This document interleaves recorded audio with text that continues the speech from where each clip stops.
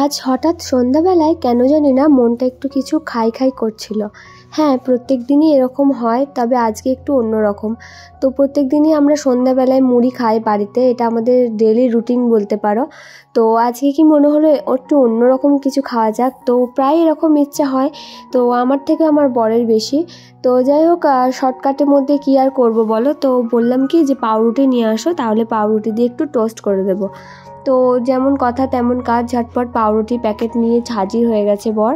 আর ফ্রিজে 2টো ডিম ছিল। তো আমাদের বাড়িতে 3জন আমরা আছি, আমি, বর, আমার শাশুড়ি মা। আর শ্বশুরমশাই তো রাত্রে ডিউটি যায়, বাড়িতে থাকে না। তো 3টে ডিম থাকলে আরেকটু ভালো হতো, তাহলে ডিমের টোস্টটাতে ডিমটার কোনো অভাব ঘটতো না। কি আর করা যাবে, নেই যখন 2টো ডিমই কাজ চালাতে হবে। তো দেখো, 2টো ডিমকে আমি ভালোভাবে ভেঙে নিলাম। আর ডিম ভাঙতে না আমার ভীষণ ভালো লাগে, কেন বলো তো? কারণ ডিমটা ভাঙার পর যখন ভেতর থেকে কুসুমটা বের হয় না, দেখতে কি ভীষণ যে ভালো লাগে। মানে দেখো, যে সাদা অংশটা থাকে সেটা চারিদিকে ছিটিয়ে যায়, আর কুসুমটা, হলদে অংশটা, সেটা মিডিলে থাকে। এত দেখতে ভালো লাগে, আমার না মনে হয় না যে ডিমটাকে আর ফাটাবো। কেন জানি না আমার এরকম মনে হয়। আচ্ছা, যত অবাস্তব চিন্তাধারা কি আমার মাথাতেই আসে, কি জানি না বাপু। তো যাই হোক, এইদিকে দেখো শসা কুচি, পেঁয়াজ কুচি, লঙ্কা কুচি কুচিয়ে রেখেছিলাম, তোমাদেরকে তো দেখালাম। ওগুলো আগে থেকেই বরমশাই কেটে দিয়েছে। তবে হ্যাঁ, ও কিন্তু আজকে আমাকে অনেকটাই হেল্প করেছে, কারণ একার দ্বারা আমার কোনো কিছুই করতে ভালো লাগে না। আমার মনে হয় কেউ যদি একটু হেল্প করে তাহলে কাজটাও তাড়াতাড়ি হয়, আর সেই কাজটা করতেও ইচ্ছা হয়। তো ও কিন্তু আমাকে অনেকটাই হেল্প করে। তবে হ্যাঁ, এত ক্রেডিট দিয়ে দিলে চলবে না, একটু একটু ঠিকঠাকও বলতে হবে, তাই না বলো? আসলে কি বলো তো, করতে চায় কিন্তু অতটা না ভালো পারে না। তবে হ্যাঁ, করার চেষ্টা কিন্তু ও অবশ্যই করে, কখনো কখনো খুবই ভালো করে। কখনো আমাকে একটু বেশি বকতে হয়, কখনো না বকতেও অনেক কিছু করে ফেলে। তো যাই হোক, এদিকে দেখো আমি দিয়ে দিলাম একটু পরিমাণে লবণ, আর এখানে দিচ্ছি একটু চাট মশলা। তো এটা তোমরা দিতেও পারো, আবার নাও দিতে পারো। আমার মনে হলো যে এটাতে একটু দেবো, তো তাই একটু দিয়ে দিলাম। এটা ভালোই লাগবে খেতে, আশা করছি। যদি পারো যে একটু বিট নুন দিতে, তাহলে কিন্তু আরও ভালো হয়, কারণ বিট নুন না ডিমের টোস্টে দিলে কিন্তু ভীষণ খেতে ভালো লাগে। তো আমি এর আগে যখন করতাম তখন বিট নুনটা দিতাম, বাট এখন বিট নুন নেই বলে ওটা একটু স্কিপ করে গেলাম। তোমরা না বিট নুনটা দিও, তাহলে খেতে বেশি ভালো লাগবে। আর লঙ্কা গুঁড়িও দিতে পারো, তবে আমি পার্সোনালি ঝালটা একটু কম খাই, তো সেই জন্য অল্প কাঁচা লঙ্কা কুচিয়ে দিয়েছি, কারণ আমার বর মোটামুটি ঝালটা ভালোবাসে। তবে আমি তো একটু বেবি না, আমি সেই জন্য ঝালটা একদমই পছন্দ করি না খুব একটা, কারণ ঝাল খেলে না আমার খুব কাশি হয়, চোখ দিয়ে জল বেরোয়, নাক দিয়েও জল বেরিয়ে যায়।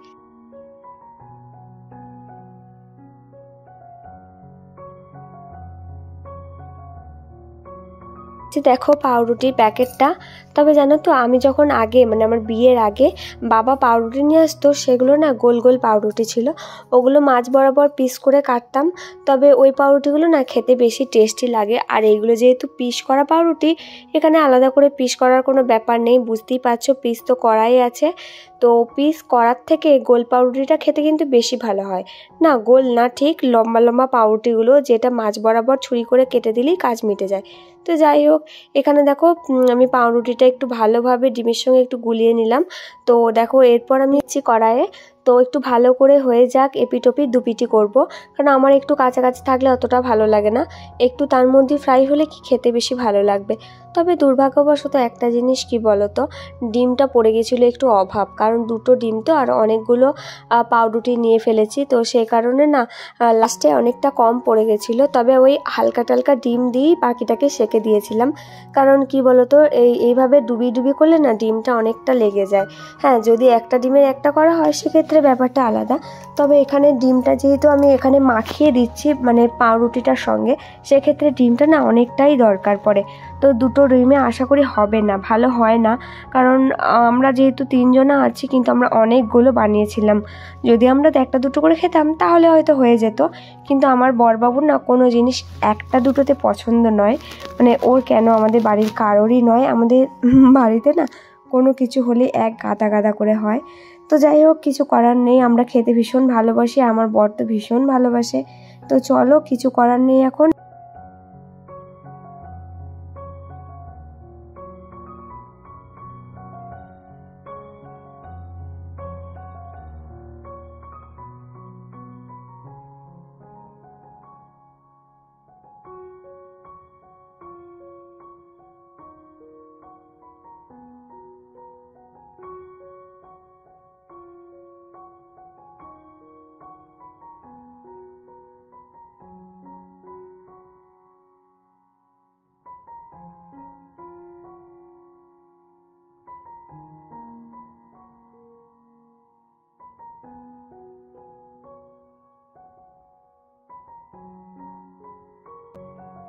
দেখো এখন কিন্তু প্রায় অনেকগুলোই হয়ে গেছে।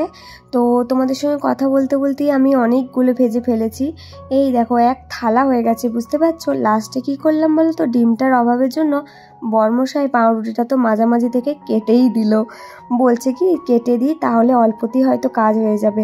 তাই এবার হয় বলো তো, ডিম গোলাটা যদি বেশি না থাকে কোনোভাবেই কি কিছু হয়? তো যাই হোক, ফাইনালি আমাদের ডিম টোস্ট কমপ্লিট হয়ে গেছে। আমার তো দেখেই জিভে জল চলে আসছে, কখন খাবো ইচ্ছে করছে।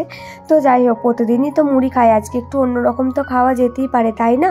তো আমার শরীরটাও একটু ভালো নয়, তো তাই ভাবলাম যে একটু ডিম টোস্ট করেই খাই, এতে শরীরটাও ভালো লাগবে, হয়তো মুখটাও স্বাদটা ফিরবে, এরকম আর কি। কারণ খাওয়ার সঙ্গে তো শরীরে অনেক রকম সম্পর্ক আছেই।